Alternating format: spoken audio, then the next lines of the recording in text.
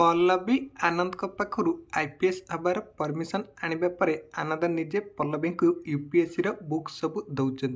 आउे पल्लवी जितेबाला घर को फेरुंट से देखुं माया आउर सांग मैंने घरे बसी आउे रूबी पल्लवी को कहते तो हाथ में कौन धरीचु रूबी पाखु एमती कथा शुणा पर पल्लवी यूपीएससी बुक्स सब लुचई दौरान आउे रूबी पल्लवी को कहते एबे तू जा मायार सांग मानक स्नाक्स तैयारी करी आनिबू रूबी पाखु एमती कथा शुणा पर पल्लवी किचन को जाई यूपीएससी बुक्स सब लुचाउथिबा समय रे रूबी जाई किचन रे पहुंची जाउचंती आउे रूबी पल्लवी को कहते तू एठी कौन करुथिलु एमती कहीकि रूबी जितेबाला यूपीएससी बुक लुचा जाइतिबा जगह को जाउथिबे सेतेबाला पल्लवी रूबी को कहते रूबी एठी मु सुनिथिली आपण कोडे होटल मैनेजमेंट करिसंती आ आपणकर भी गोटे रेस्टोरेंट अछि सो प्लीज आपण मामाकर सांग मन किसी गोटे स्पेशल डिश कर दिंतु ना पल्लवी पाखु एमती कथा शुणा पर मायाकर सांग मैंने रूबी को कहते